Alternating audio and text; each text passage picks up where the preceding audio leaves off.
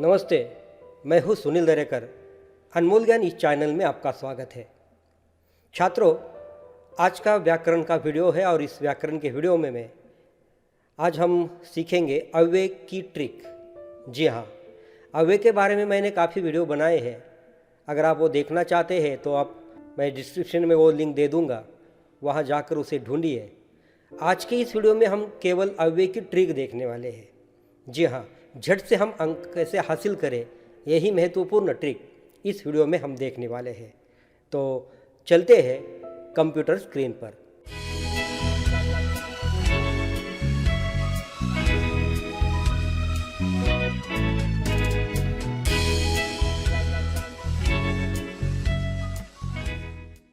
अब देखो कि अव्यय क्या है, यह पहले हमें समझ लेना है।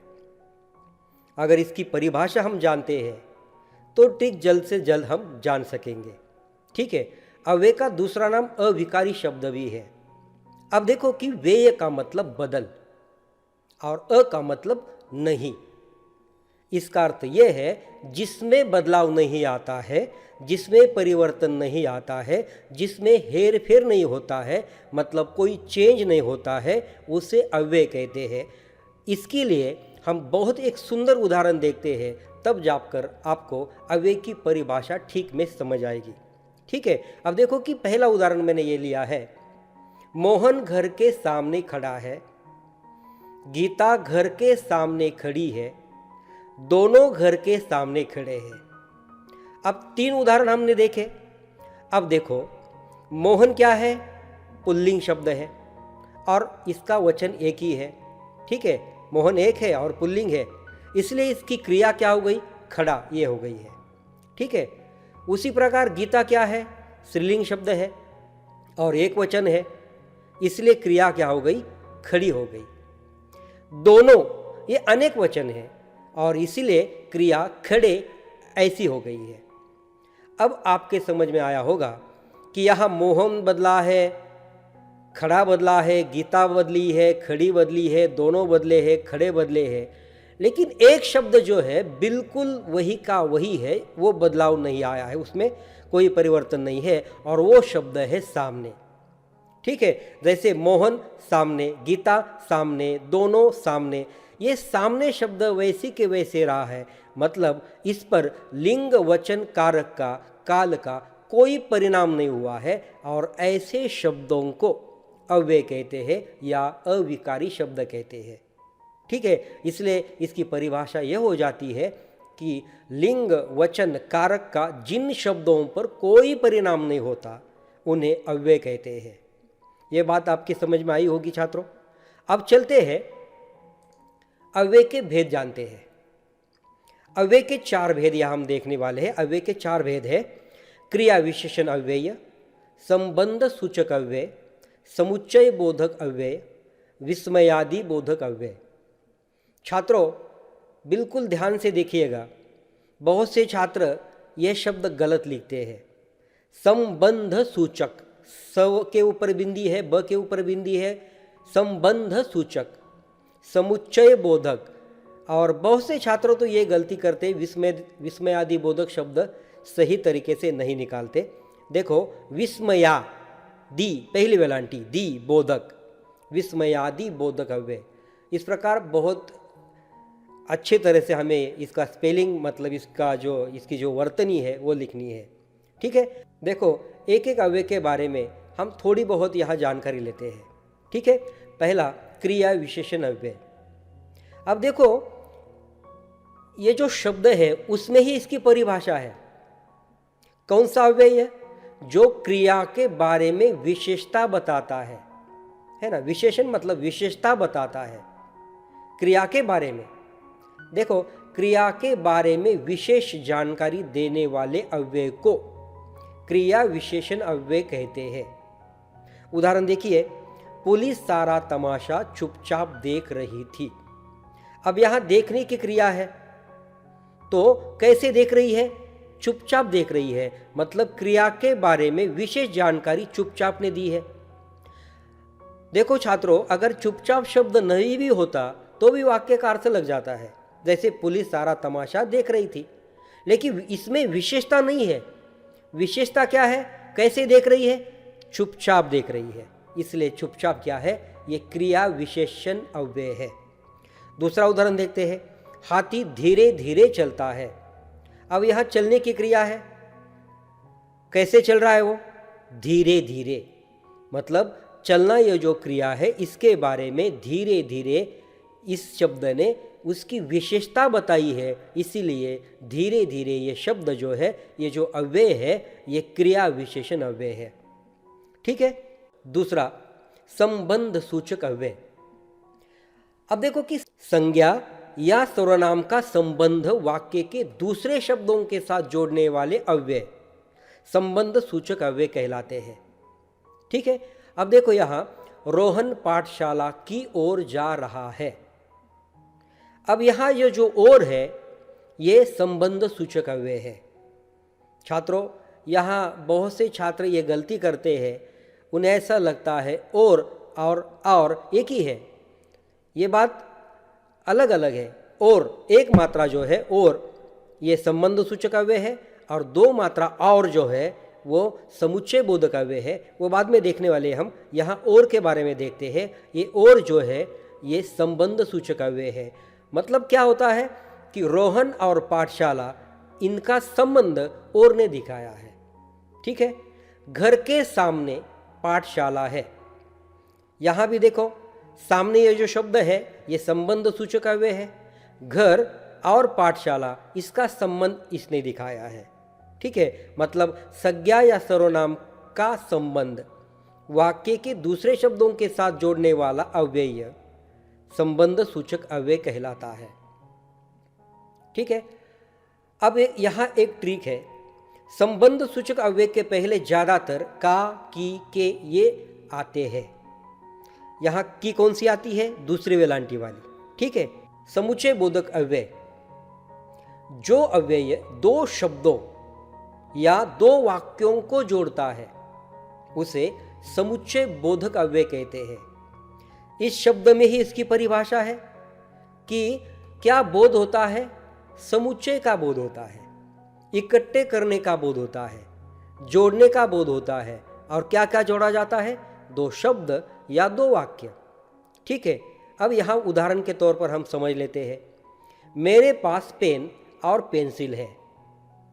अब देखो, और ये जो शब्द है इसके नीचे अंडरलाइन दी जाती है और पूछा जाता है कि निम्नलिखित अव्यय कौन सा है। ठीक है। अब हमें क्या करना है? और ये जो होता है ये इसके पहले और इसके बाद ये जो वाक्य है ये अलग अलग अर्थ के वाक्य होने चाहिए।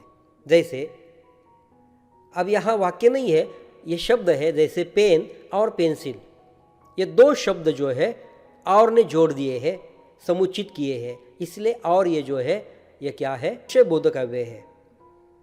डॉक्टर आए और दवा देकर चले गए, और ये समुच्चय बोधक अव्यय है। क्यों है? देखिए, डॉक्टर आए ये अलग अर्थ का वाक्य है, दवा देकर चले गए अलग अर्थ का वाक्य है। मतलब दोनों अलग अलग अर्थ के वाक्य और ने इकट्ठा किए हैं, समुचित किए हैं, जोड़ दिए हैं, इसलिए और ये जो है ये समुच्चय बोधक अव्यय है। और इसका पूरा वाक्य बन गया है, डॉक्टर आए और दवा देकर चले गए। ठीक है। उसी प्रकार सूरज निकला लेकिन प्रकाश घर में नहीं आया। लेकिन ये जो शब्द है ये समुच्चय बोधक अव्यय है, क्योंकि प्रकाश घर में नहीं आया ये अलग अर्थ का वाक्य है, सूरज निकला अलग अर्थ का वाक्य है। मतलब इसमें भी क्रिया है और इसमें भी क्रिया है। ये दोनों वाक्य लेकिन ने समुचित किए हैं, जोड़ दिए हैं, इसीलिए ये लेकिन समुच्चय बोधक अव्यय है। ठीक है। तो बात समझ में आई होगी छात्रों कि जो अव्यय दो शब्द या दो वाक्य इनको जोड़ता है उसे समुच्चय बोधक अव्यय कहते हैं। अब चौथा जो है विस्मयादि बोधक अव्यय। विस्मय का अर्थ यह होता है कि आश्चर्य, लेकिन यहाँ मानव के मन में अनेक प्रकार के भाव है। दोस्तों, मानव के मन के अनेक भाव है, जैसे कि सुख है, दुख है, अचरज है, घृणा है ना। तो ये जो सारे के सारे भाव है ये प्रकट करने के लिए विस्मयादि बोधक अव्यय यहाँ काम आते हैं। अब इसकी परिभाषा क्या है? जो अव्यय मानव के मन के भाव, सुख, दुख, अचरज, घृणा आदि को प्रकट करता है उसे विस्मयादि बोधक अव्यय कहते हैं।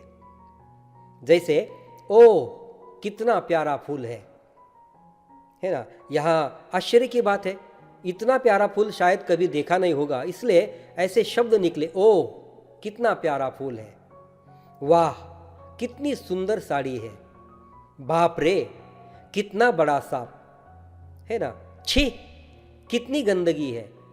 अब अलग अलग वाक्यों में अलग अलग जो मन के भाव है प्रकट हो गए हैं।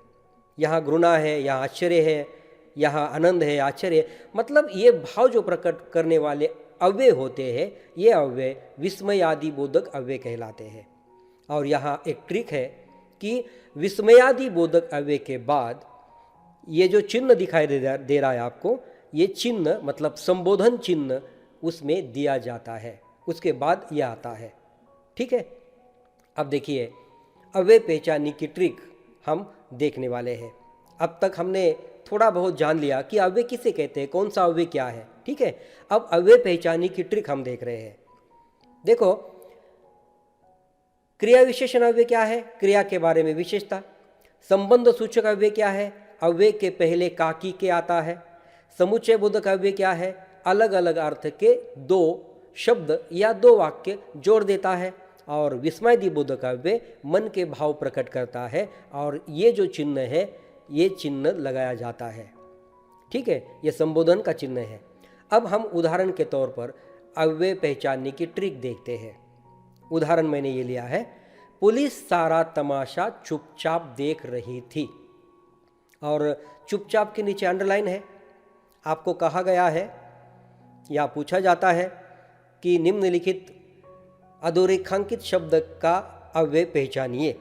तो हम कैसे पहचाने, यही हम अब ट्रिक देखने वाले हैं।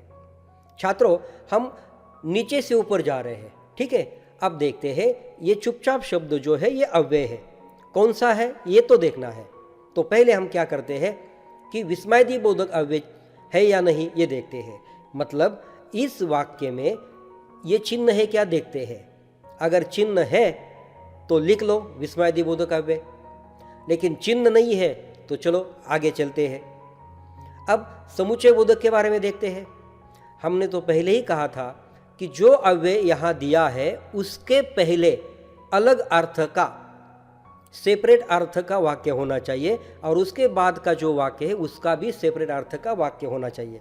अब यहाँ देखते हैं पुलिस सारा तमाशा, कोई बात समझ में आती है? नहीं ना, क्योंकि इसका अर्थ ही नहीं है, क्योंकि इसमें क्रिया ही नहीं है, तो ये अधूरा वाक्य है। इसलिए ये दो वाक्य इकट्ठा नहीं हो सकते क्योंकि अलग अलग अर्थ के नहीं है, इसीलिए ये समुच्चय बोधक अव्यय नहीं है। ठीक है, चलो तीसरी ट्रिक की ओर चलते हैं। देखते हैं संबंध सूचक है क्या, क्योंकि मैंने आपको बता दिया था कि संबंध सूचक अव्यय के पहले का, की, के ये अक्षर आते हैं, है ना, का, की, के ये आते हैं। मतलब यहाँ अगर काकी के कोई भी होता तो ये क्या होता, संबंध सूचक अव्यय होता। यहाँ नहीं है इसलिए संबंध सूचक अव्यय भी नहीं है।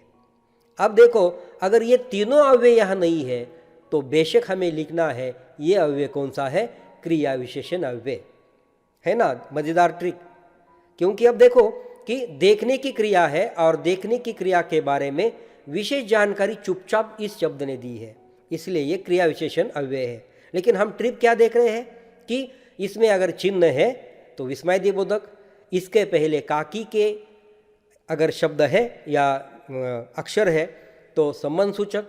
अगर दोनों वाक्य अलग अलग अर्थ के एक साथ जुड़े हुए हैं या दो शब्द जुड़े हुए हैं, शब्द का मतलब संज्ञा या सर्वनाम, अगर यहाँ है जुड़े हैं तो समुच्चय बोधक है। अगर तीनों नहीं है तो बेशक लिखना है क्रिया विशेषण अव्यय। ठीक है, इस प्रकार हमने अव्यय पहचानने की ट्रिक देखी है। जरूर आप अंक हासिल करेंगे, ये मेरा दावा है। अब देखो कि एक विशेष सूचना है, ये महाराष्ट्र स्टेट के लिए है कि 9वीं और 10वीं के लिए केवल अव्यय का वाक्यों में प्रयोग ही होता है या करना पड़ता है। ऐसा सवाल दिया जाता है कि अव्यय का वाक्यों में प्रयोग कीजिए, और ये किन के लिए है? केवल 9वीं और 10वीं के लिए। ठीक है, तो छात्रों, 9वीं और 10वीं के छात्रों, अगर आप ये वीडियो देख रहे हैं तो आपको ये सारी ट्रिक जानकर आपको वाक्यों में प्रयोग करना है। मुझे उम्मीद है आप अच्छी तरह से सही इस्तेमाल करोगे। ठीक है, मिलते हैं अगले वीडियो में।